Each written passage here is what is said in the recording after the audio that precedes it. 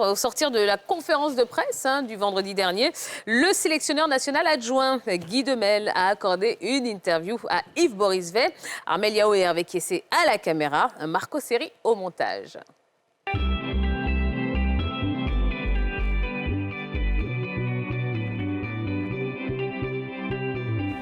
Notre hôte de ce jour est arrivé à la CAN 2023 en tant que consultant sportif. À la fin de la compétition, il termine champion d'Afrique en tant que sélectionneur adjoint des éléphants de Côte d'Ivoire. Vous l'avez sûrement deviné, c'est Guy Demel qui nous fait l'amitié d'être l'invité de l'entretien.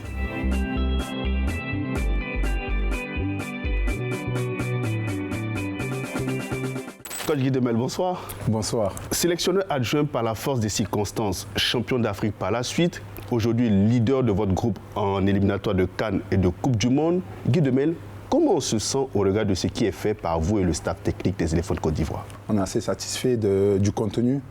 Voilà, on est assez satisfait de la progression, ou je dirais de l'assimilation en tout cas de ce que nous voulons mettre en place des joueurs. Parce que tout part d'eux, il faut d'abord qu'ils acceptent notre projet et puis le cadre qu'on a mis en place et derrière qu'ils puissent l'animer.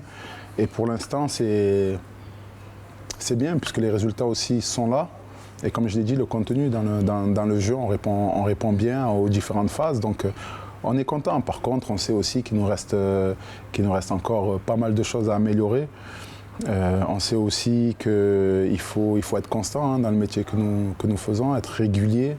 Pérenniser la performance, donc ça passe par l'exigence, ça passe par chaque match, par chaque séance d'entraînement. Donc voilà, satisfait, mais on ne se repose pas sur nos lauriers. Alors racontez-nous justement, comment vous avez rejoint le staff technique de l'équipe de Côte d'Ivoire en pleine Coupe d'Afrique des Nations, à domicile en plus?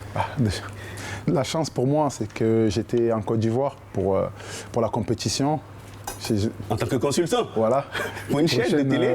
Voilà, concurrent d'une chaîne...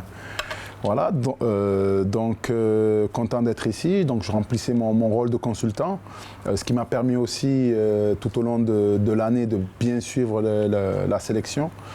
Et puis il est arrivé ce match face à la Guinée, derrière la démission de l'ancien sélectionneur Gasset, Jean-Louis Gasset, et le président Idriss Diallo a fait appel à moi. Comment ça se passe la collaboration avec le sélectionneur Emers Faé?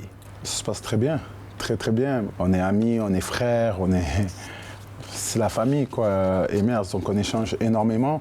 On n'est pas toujours d'accord. Et puis c'est aussi ce qui amène à pouvoir argumenter chacun sa position pour après. Mais il y a tout un staff. Il y a aussi Alain Guaméné, il y a Samir Amba aussi qui est là maintenant avec nous. Donc non, on travaille après discret.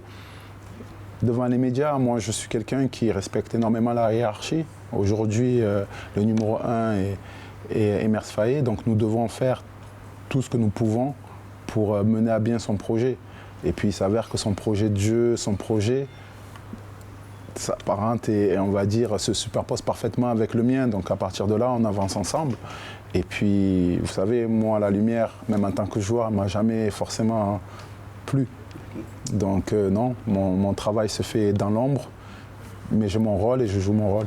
On a eu Hamza Gamal, formateur de Ousmane Diomandé, qui a fustigé un peu votre choix et celui du staff technique des éléphants de Côte d'Ivoire de mettre son poulet sur le banc de touche, et même pendant les petits matchs. Comment vous réagissez à ça?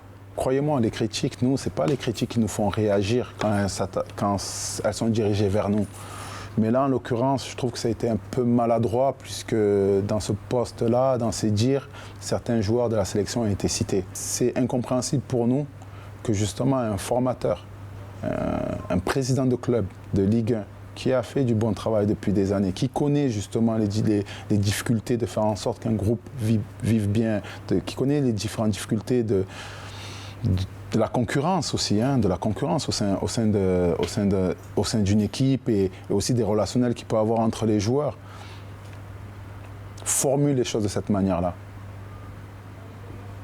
Ousmane est là. Ousmane, si on le sélectionne, ce n'est pas par charité. C'est que c'est un joueur qui a du potentiel, c'est un joueur qui est performant dans son club. Après, comme je dis, les joueurs qu'on aligne sont performants. Il attend, il est patient, il attend. Ça ne change rien. C'est vrai chez nous, c'est vrai dans les plus grands clubs, c'est vrai dans les plus grandes nations. Maintenant, si si pour lui, ou si lui fait différemment, c'est bien. Nous agissons comme ça. Mais est-ce que vous avez eu à parler avec le joueur sur cette sortie de son, je veux dire, de celui qui l'a formé? Nous discutons toujours énormément avec nos joueurs. Je ne dirais pas ce qu'on a eu à lui dire ou pas. On a envie de savoir quand même. Les Ivoiriens ont envie de savoir quand même. Qu'est-ce que vous lui avez dit? Qu'est-ce qu'il vous a confié? Comment lui aussi il a réagi face à cette sortie de son, je veux dire, de Hamza Gamal? Les Ivoiriens comprendront que, comme dans une famille, il y a des choses qui restent à l'intérieur de... Voilà. Guy Demel, on va remonter le temps. 2010, Côte d'Ivoire-Portugal. Une grosse altercation avec Cristiano Ronaldo. Dites-nous, c'était quoi les raisons? Avec le temps, mon discours n'a pas changé. Vous savez, c'était en 2010, donc il était plus jeune. Il était plus jeune, il allait vite, il sautait haut, il frappait fort. Et puis c'était un joueur, voilà, c'était un joueur spécial hein, déjà à cette époque-là. Donc l'idée, c'est un joueur qui peut jouer, bon, on l'a vu tout au long de sa carrière, hein, tous les postes sur le front de l'attaque, mais il est beaucoup plus à l'aise quand il joue sur la gauche de l'offensive du Portugal et donc sur notre droite, donc il était face à moi. Et l'idée, c'était de le faire jouer de l'autre côté. Donc l'occasion s'est présentée suite à cette action et c'était de l'intimider. Parce qu'au football, il y a les qualités techniques, il y a les qualités physiques, mais aussi la force mentale, essayer de rentrer dans la tête de son adversaire pour le faire déjouer. Et là, c'était l'occasion d'essayer d'un peu de le perturber. Alors derrière, après, est-ce que ça a fonctionné ou pas? Je ne sais pas, mais une chose est sûre, c'est qu'il a changé de côté. Coach Guy Demel, merci beaucoup. Merci à vous.